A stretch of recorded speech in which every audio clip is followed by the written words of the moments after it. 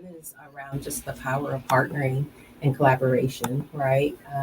You can attempt to go it alone, but we can get so much further when we lean in and just really work together and partner together. The other thing I would say is that the road is not always smooth.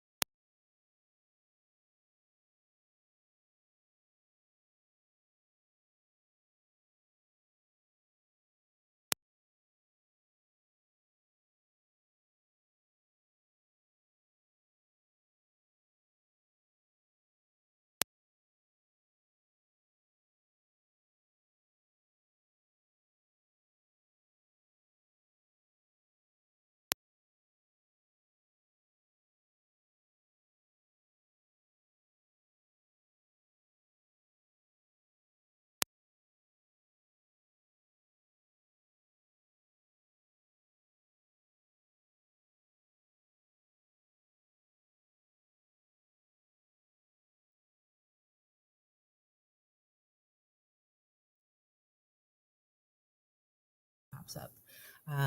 Also word of mouth. The Yeah. youth kind of talk if they've gotten Yeah. help and they're out and about. We've heard that as well. Mm-hmm. Where are your locations? Yeah, so Covenant House, Missouri, we're located at 2727 North Kings Highway. That's our main hub.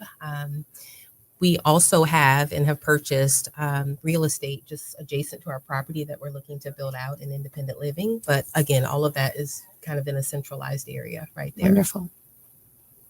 There's also community outreach, though, through her teams where they go out and kind of help the neighborhoods as well. So I really thought that was impactful when you look at Covenant House. And if somebody needs help, they can still, even if they're not participating, Covenant House will try their best to help the community around it. Do you have partnerships with local high schools or stuff like that too, just to help get the word out? Yeah, we do. Local high schools, local universities. And the other thing that I would add, we are one of 34 Covenant House sites across the U.S., as well as internationally. So, youth hear about us all kinds of ways. Sometimes it could be a social worker, it could be a medical professional that they're seeing, that refers them, and then youth self-refer. That's awesome. Yeah, you all are doing amazing work for people in our community. You should be so proud of what you're bringing. No, it's really insightful.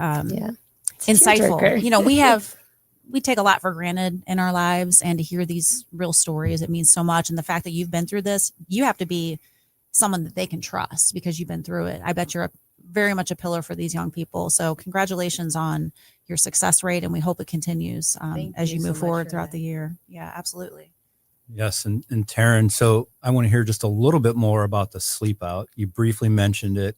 It is a opportunity to bring both awareness and funding to the Covenant House to help these youth that we just talked about. Tell us more about the experience that you had last year in November, which starts to get a little chilly, but also talk about just the scenarios that you guys walk through and the access issues that occur for some of these youth. Can you go through both the physical experience and the emotional experience that you had there? Yeah, I think this year will be my 6th sleep out. Each year is different. The coldest year, as I kind of briefly touched on, was 22 degrees. Really, when you sleep out, we are in a box that's donated to us, and you have a sleeping bag, and it is cold. And I remember that year I was literally like dancing and moving in the sleeping bag because my feet were going numb. And I can get through this. It's just one night. But you have to remember that it's St. Louis. You can have a week of weather like that. And it's so impactful that you can go home and get in a bath and get warmed up. And these kids, and think about it, they're kids, don't have that option a lot of times. So it's very impactful. But one of the other things we do during the sleep out is they kind of do some education on how it works. So one of the events that they did was basically trying to get to a doctor. And so they did ticketing. You have to have a bus ticket, or you have to have a doctor, or you have to have money to get it. And it was very eye-opening because you had to have all these things, which these kids don't have. They don't have insurance. They don't have a primary care physician. They don't even have a way to get to an urgent care if they're sick. And so not only do you sleep out, but they do some really cool things at the sleep out to open your eyes to really the struggles that these youth have that you may not even be thinking about, because we're so blessed and you don't realize how much you have. So I would encourage anybody that wants to have some compassion and wants to understand more to join the sleep out. You can do it through your company. You can do teams. I think one year Worldwide Technology and Cisco had a battle between the two of them. So they had big groups there. So if this sounds like something you're interested in, you could form a team through your organization or your church or a friend group. But really, if you want to experience it and have a life-changing experience to help understand homelessness, I would encourage you to join us. And what is the date of this again? Please say it numerous times so we can get this on there. Thank you so much. So Sleep Out this year will be November 20th. It will be held at St. Louis Community College, the Forest Park campus. And anyone who's interested in more information can give us a call by dialing 314-533-2241 or going to our website, which is www.covenanthousemissouri.org. Thank you so much. We really appreciate you guys taking the time to come in and talk about this super important mission, this organization, and thank you for helping the youth that Kelly and I have also seen last year be impacted by some of the very things you're talking about. So congratulations, and we wish you continued success. And thank you all for coming on the show. Thank you for having us. We Yes, appreciate thank you it. so really. much for having us. We sincerely appreciate the opportunity just to talk about youth homelessness and amplify our mission. Of course, we'll be right back with more Elevate and Lead right after these commercials. In your city with Kelly and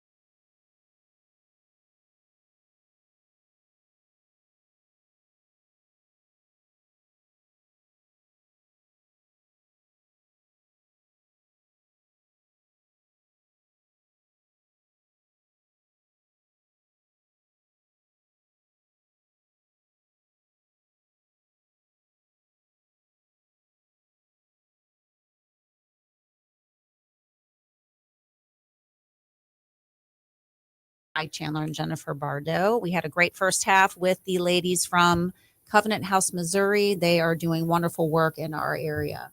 So I want to thank those ladies for joining us. And now we are going to shift gears to the second part of the show, where we are featuring Suleyman Alagarli, who is the founder and chief growth officer at Karma. Welcome to the show.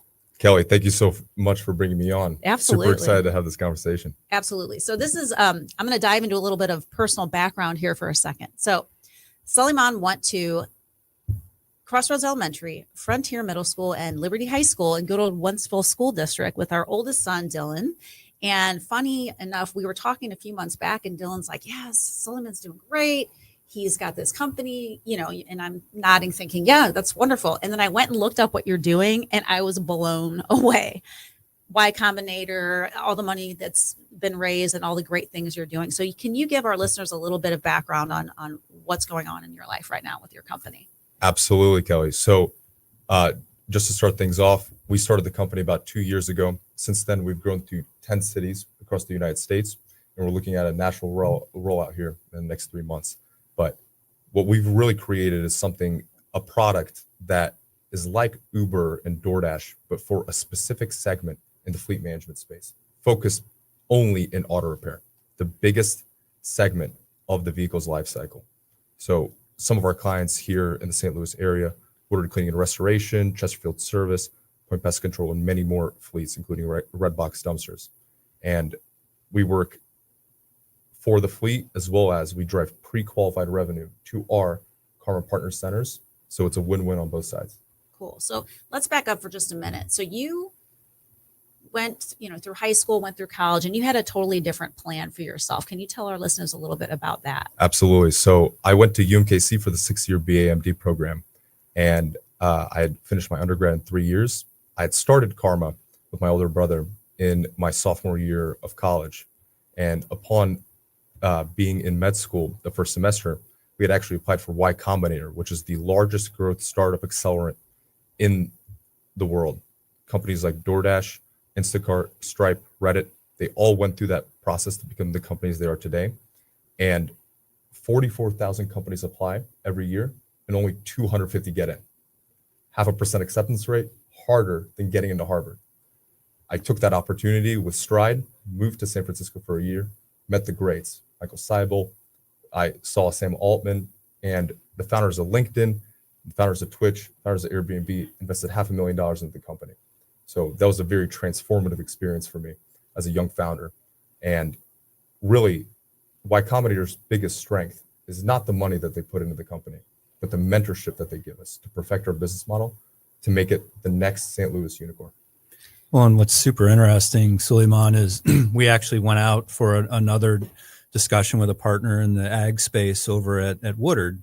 And we're walking through, taking a tour of the Woodard facilities, massive. I'm sure you've seen it. And we were looking at the fleet, and I go, who manages your fleet? And I mean, it was just off because I was going to say, have you ever heard of Karma? First thing out of the COO's mouth is Karma. They're a St. Louis local startup. They're wonderful. One thing I want to tell you just to pass along was the fact that it's not that you guys are just focused on growth and highly capitalized, which you are. He was talking about how great you guys are with customer service. He's like, I go in and we give them feedback, and within a week, they're typically implementing it into the tech, into their program, into how they respond to us. He was very complimentary of how well you guys are also handling customer service for a place like Woodard and reacting to their needs. So that takes a lot of discipline to both be growing and building and also just doing really good at customer service. So kudos for that. And I wanted to pass that information along from the COO of Woodard. So Truly appreciate that. And yeah, to make this very clear, our clients' feedback is one of our top priorities that actually fuels our product roadmap. So we have 2 offices, one in St. Louis and one in San Francisco, that houses our software engineers, ex-DoorDash, ex-Google, ex-Airbnb, top of the line Silicon Valley software engineers. And they've really created a product that has changed the way that fleet management is done today. But more importantly, the feedback that our clients provide is essential to our growth, because who else are we making the product for if not the client. Right. So that gives us the ability to make everyone's life easier and really expand our product offering to provide that to more clients. And I just want to like pause and rewind real quick. Did I hear that you were enrolled into a PhD program? No, the UMKC 6-year BMD program. BMD. Okay. Yeah. You said it so fast and I was like, and did you always know you wanted to be an entrepreneur? I always grew up with the sense of, grit, determination. My parents immigrated here to the United States in 2005. And for me, failure was never an option because that would mean that their blood, their sweat, their tears would be for nothing.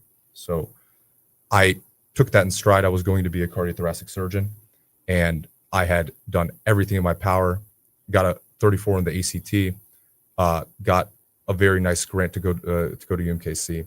And with that, once the opportunity presented itself to become an entrepreneur and really justify the reason as to why I can make a very large company have an outsized impact in the world in a shorter amount of time than becoming a surgeon, it was very clear to me that I had to take the opportunity as it came to me. So with that, the biggest thing that I really learned going through this process is that never let any sort of pain or dissatisfaction into your heart. You always have to take that with stride. And one thing at Karma is that we love chewing glass. we have to do with this smile on our face. Every single time that something bad comes up, it gives us the opportunity to be better. So with that, that's how we've really created the culture in our team to be the Navy SEALs of the fleet management space. It's actually phenomenal. I mean, how in the world did you go from, okay, I might be a cardiothoracic surgeon, to you and your brother even identifying that this was a business opportunity? Can you talk about how you recognize that gap in the marketplace? Absolutely. So my father, he actually worked at Hunter Engineering Company. That's how he was able to bring us to the United States. He was a regional distributor for Hunter, and he sold undercar service equipment.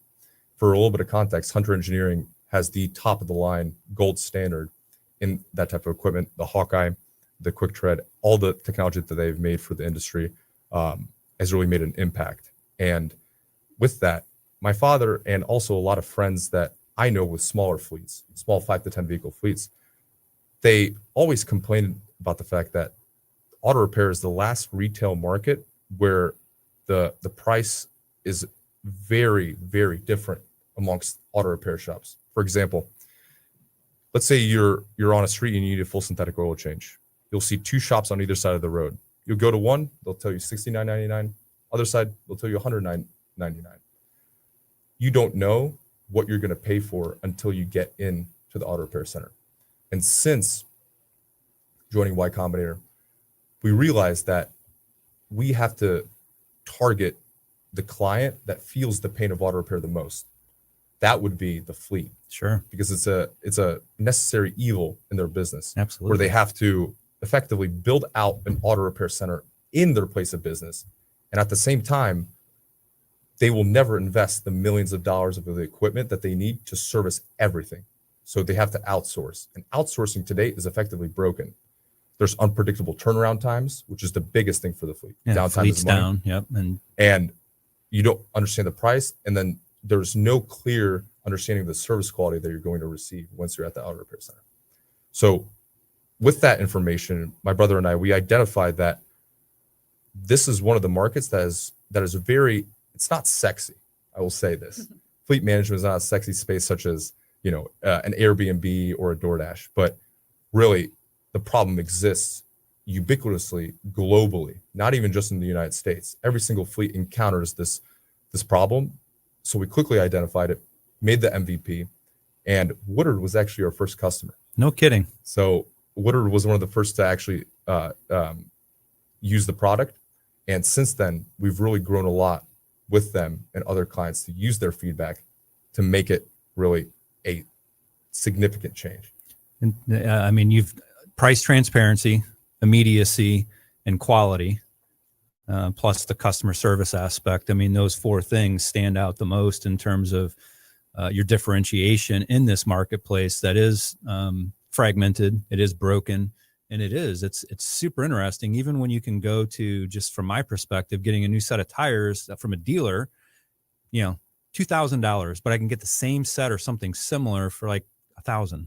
from a Dobbs or somebody different, right? And it's just that pricing fluctuates so much for a similar outcome, a similar price, and the immediacy factor. Again, from a fleet perspective, when your fleet's down, their business is dragging big time at a Woodard or whoever. So Exactly. So usually the cost of the actual repair to the vehicle does not exceed the amount of lost revenue for that vehicle.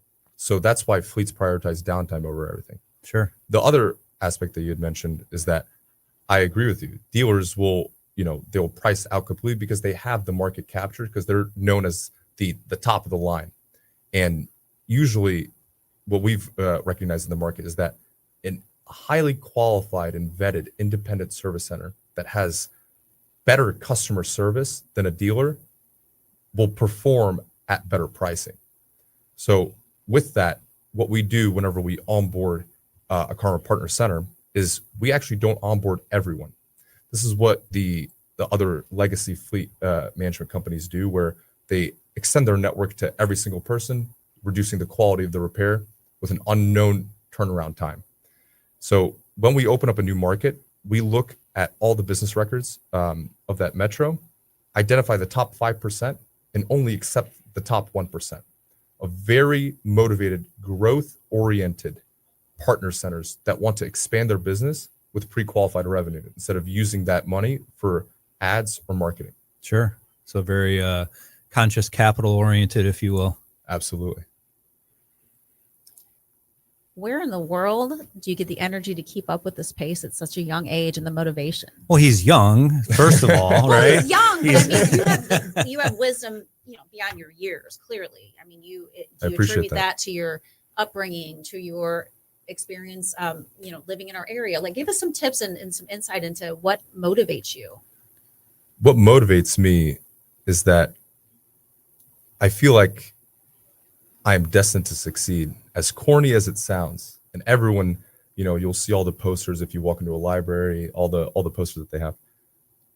The biggest thing is actually believing in yourself and believing in your mission, regardless of how difficult it is. And there's a quote, I forget the philosopher's name, but I'm pretty sure it's Marcus Aurelius. But he mentions that usually the most difficult path is the way. That's how we're able to make an outsized impact, is that the difficulty of getting into this market and making a change is something that 99% of other people won't recognize. And that only the 1% that are able to go through that hardship and able to chew the glass sandwich with a smile on their face will succeed.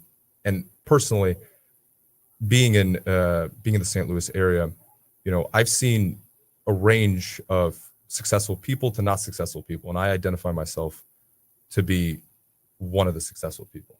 And what motivates me internally is that I really want to make the place that I came from and the place that I grew up in very proud of me, and also my family.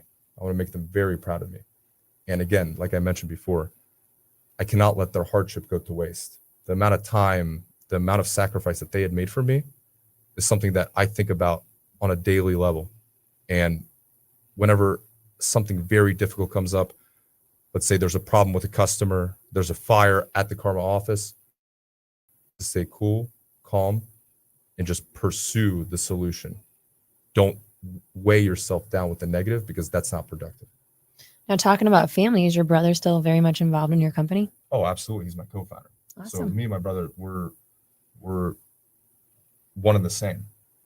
We operate as a unit, regardless of if there is any difference. That difference is resolved within 1 minute. There's no, long grudges. And that's one of the biggest things that I see, now, just in the United States, is a lot of families are very segmented. Their inter-family connection is not as big as the country that I come from. So just for context, I was born in a small satellite country south of Russia. It's a post-Soviet Union country, and really family is everything there. Without family, you don't have a support structure. Without support structure, you're going to fail. And really, the reason why my family brought us to the United States is because the level of opportunity that exists here versus over there is much greater. You can be a nobody and make yourself a somebody. Over there, there's walls in place, whether it be structurally, socially. Sure. But here, I 100% believe that the American dream exists, and it will continue to exist as long as you can chew glass. And I'm just going to take a guess in the dark, but that intensity and that drive, is that kind of how you operate your business? You're very direct and you're very concise in regards to making decisions and just going and committing. Absolutely. So another principle that I live by is that I have to maximize the amount of decisions I make per unit of time. So for example, let's say a person that makes one decision a day versus me that makes 10 decisions a day. Over the span of a year, I've effectively lasted a decade in decision making versus the normal Joe. And to put it in context, when I wanted to have a conversation, he's like, I have about 15 minutes. He does. He's very direct. 15 minutes. I could tell the intensity. I was And like, okay. today, he's like, if I have to bail today, that's just the way it is. And I appreciate that, because that's where you're, that's your bread and butter. That's how you're going to grow. And that's the type of mindset that you have to have in an environment where you're growing, 30% month over month, which is insanity. Yes, Yeah. because I truly value honesty and being salient. I don't like fluffing up words. I like getting straight to the point because, again, another corny thing, but honesty is really truly the best policy. You don't want to,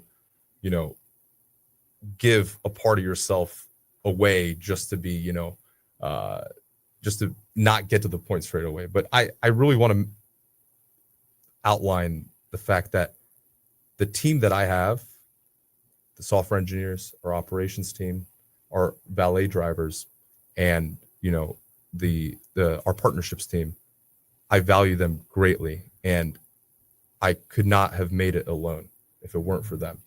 So it's not just that my brother and I had started the company and we blew up. There was a lot of back office work, a lot of work that went into it, and I just want to give a shout out to my software engineers, the operations team that works day in, day out to make sure that every single vehicle is serviced on first priority and with the highest level of quality.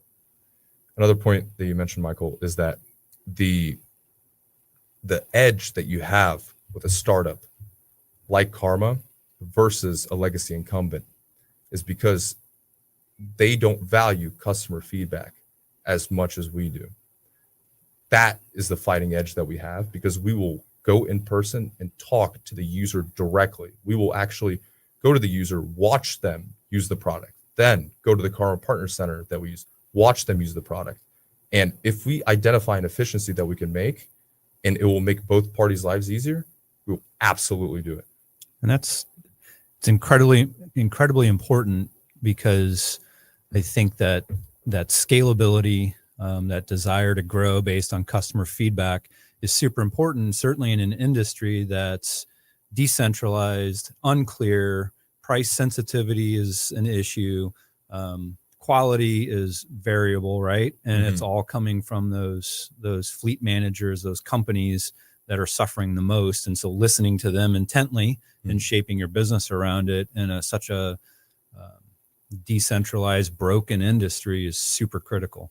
Right. Yes. Absolutely. And really, on top of that, downtime, which is something that really, I don't know why companies haven't really thought about it earlier before, we started Karma, but the downtime aspect is probably the largest impact on the P&L that fleet company or trade company can have. Well, I really want to thank you for your time today. You're a wealth of knowledge at such a young age. So it's phenomenal to be able to listen and have this time for you. And I'm excited to see what you are able to achieve a year from now with this 30% growth, month after month. So what a dynamic conversation we had today with, two different segments with hope and hardship. And then again, grit and resilience and persistence. Next week, we have Girls in the Know with our executive director, Jessica Egan. And she's going to be talking about some girls and empowerment and their mission and how to be bold and how to incorporate mentorship. And we will see you next week. You are listening to the Lou Information Station live on demand at louinfo.com. You've been